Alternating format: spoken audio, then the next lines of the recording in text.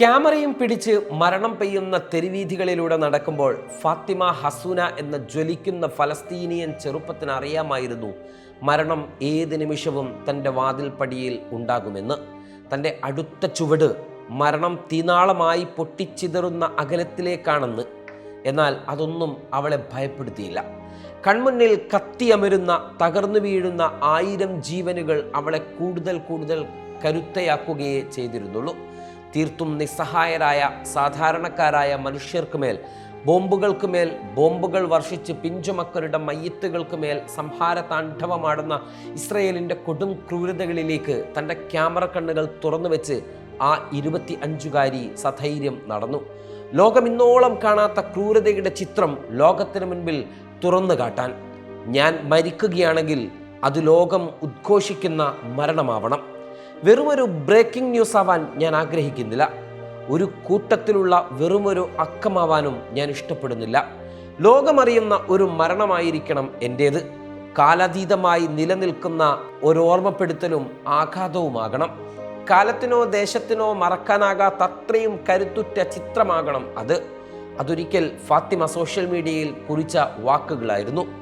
ഒടുവിൽ കണ്ണടച്ചിരിക്കുന്ന ലോകത്തിൻ്റെ കൺ തുറപ്പിക്കാനായി കരുത്തുറ്റ ഫ്ലാഷ് ലൈറ്റ് പോലെ മരണം ഫാത്തിമ ഹസൂനിയെയും തേടിയെത്തി.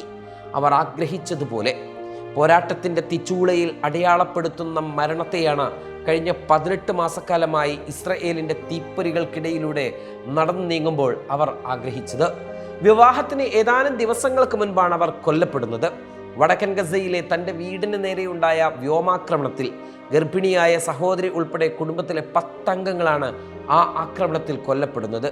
ഹമാസ് പോരാളിയെ ലക്ഷ്യമിട്ടാണ് ആക്രമണം നടത്തിയത് എന്നാണ് പതിവ് പോലെ ഈ കൊടും ക്രൂരതയെയും ഇസ്രയേൽ ന്യായീകരിച്ചത്. ഫോട്ടോഗ്രാഫി ഒരു തൊഴിൽ മാത്രമായിരുന്നില്ല ഈ ഫലസ്തീൻ പെൺകുടിക്ക്. തൻ്റെ നാടിനെ ലോകമറിയാതെ പോകുന്ന കൺകണ്ട ക്രൂരതയെ, ഇസ്രയേൽ എന്ന നരഭോജിയെ ലോകത്തിന് മുന്നിൽ കാണിച്ചു കൊടുക്കുവാനുള്ള ആയുധം കൂടിയായിരുന്നു അവൾക്ക് തൻ്റെ ലെൻസും ക്യാമറയും എല്ലാം. ഇസ്രയേൽ തകർത്തെറിഞ്ഞ ജീവിതങ്ങൾക്കിടയിലൂടെ തൻ്റെ ക്യാമറയും കയ്യിലേന്തി ഈ 25-കാരി അങ്ങനെ നടന്നു. രാവെന്നോ പകലെന്നോ ഇല്ലാതെ മരണം പെയ്യുന്ന ആകാശത്തിന് കീഴെ പൊട്ടിത്തെറിക്കുന്ന കൽച്ചീളുകൾ താണ്ടി തകർന്ന വീടുകൾ, ദുഃഖിതരായ കുടുംബങ്ങൾ, അവശിഷ്ടങ്ങൾക്കിടയിലും കുഞ്ഞു കണ്ണുകളിൽ വിരിയുന്ന പ്രതീക്ഷയുടെ തിളക്കം എല്ലാം അവരുടെ ചിത്രങ്ങളിലൂടെ ലോകം കണ്ടു.